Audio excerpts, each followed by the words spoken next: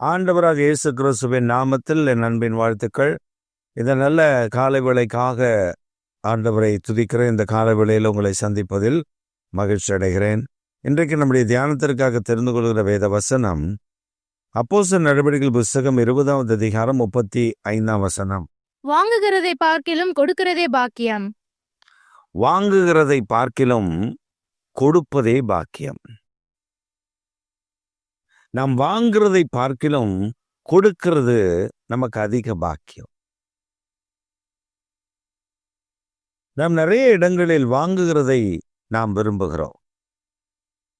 ஏதாகிலும் ஒன்று எனக்கு தரமாட்டார்களா என்று ஏங்கி நிற்கிற ஒரு கூட்டத்தை பார்க்க முடியும். ஆனால் அந்த கூட்டத்தின் நடுவிலே ஒரு விதமான ஒரு கூட்டம் இருக்கிறது. அந்த கூட்டம் வாங்கிறதை பார்க்கிறோம் கொடுப்பது பாக்கியமாக நினைக்கிறது.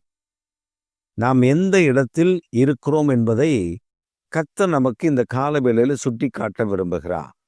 நாம் மற்றவர்களுக்கு கொடுக்கிறவர்களாக இருக்கிறோமா அல்லது நாம் வாங்குகிறவர்களாக இருக்கிறோமா? இப்ப நீங்க கவனித்து பார்த்தா யோர்தான் நதி புறப்பட்டு வருகிறது, கலிலேயா கடலில் வருகிறது, அது மீன்களை பிறப்பிக்கிறது. இதே யோர்தான் நதி கடைசியாக முடிவடைகிற இடம் சவக்கடல், டெட் சி. இது பிரயாசப்பட்டு வந்து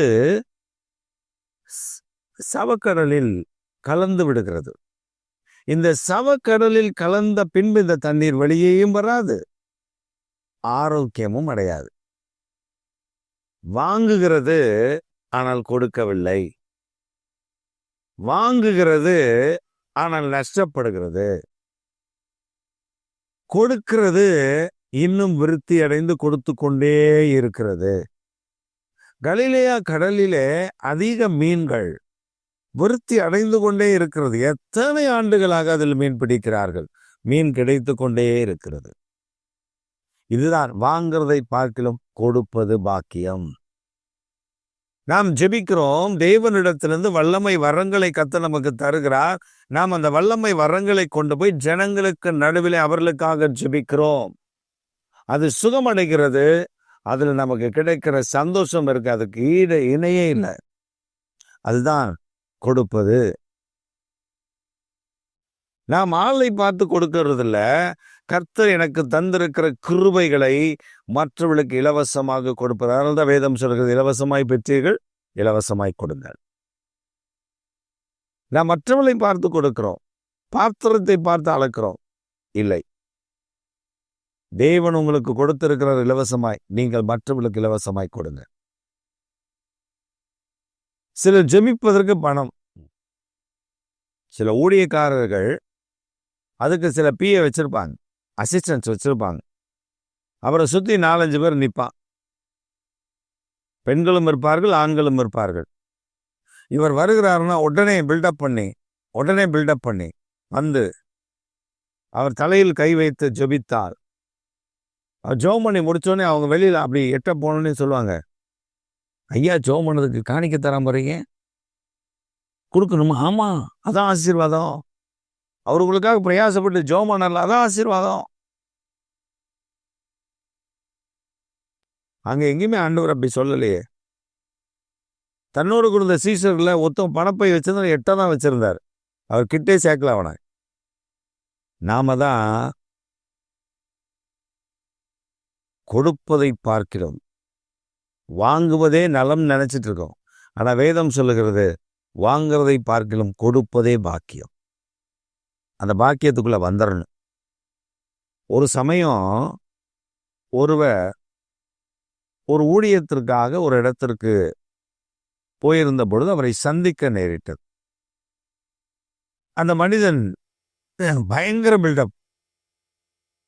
அவர் சொல்லுவார், நான் அப்படி கண்ணை மூடுனா இயேசு பிரத்யட்சமா எனக்கு தெரிவார்.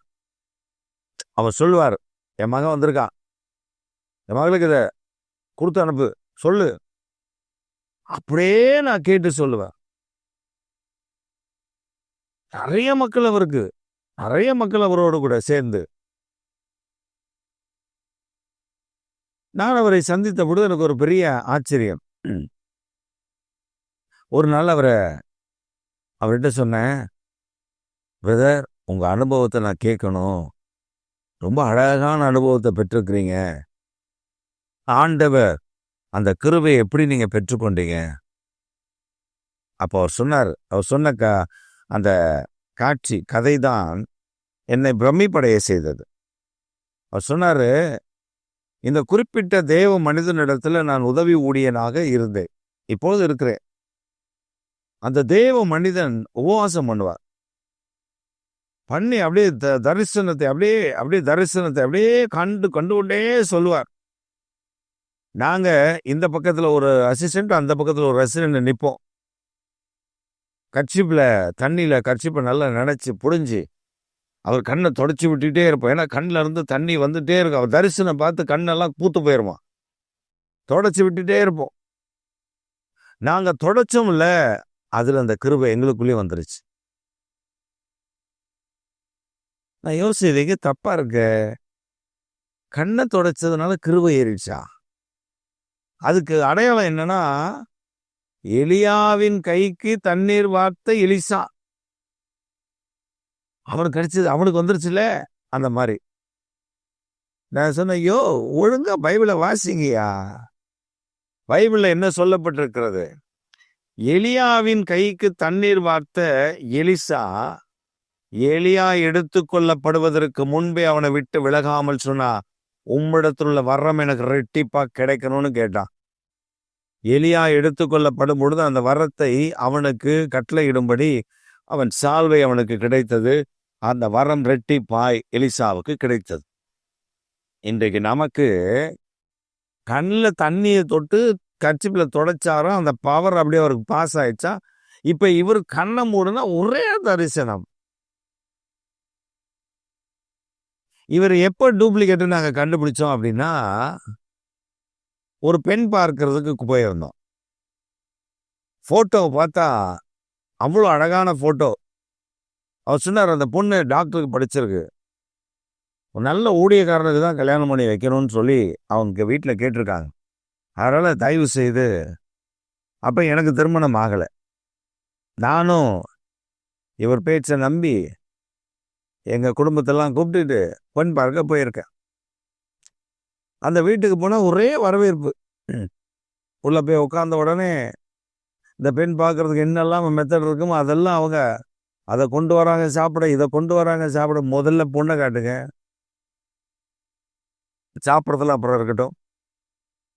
அதுவும் அந்த போட்டோவை எங்ககிட்ட காமிச்சிட்டு வாங்கிக்கிட்டார். ஏன்னா நீங்க நேரடியா பொண்ணு பார்த்து பிடிச்சதுக்கு அப்புறம் தான் போட்டோ உங்க கையில கொடுப்பேன். சரின்னு சொல்லிட்டு நாங்களும் போயிட்டோம். அங்க போனா இவர் காமிச்ச பொண்ணே கிடையாது, இவர் காமிச்சது வேற.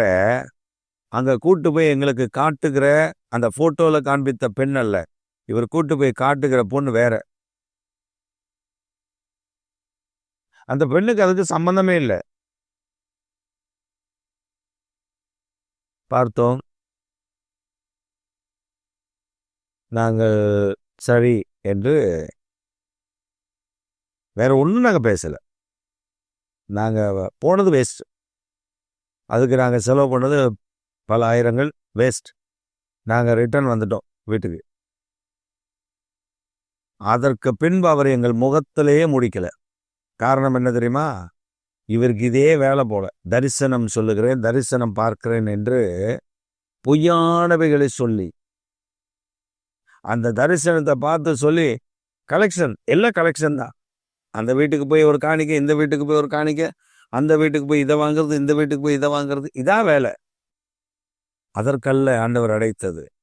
தேவன் தந்திருக்கிற கிருபையும் வரத்தையும் மற்றவர்களுக்கு நீங்கள் இலவசமாய் கொடுக்க முடியாது, அதுதான் பாக்கியம்.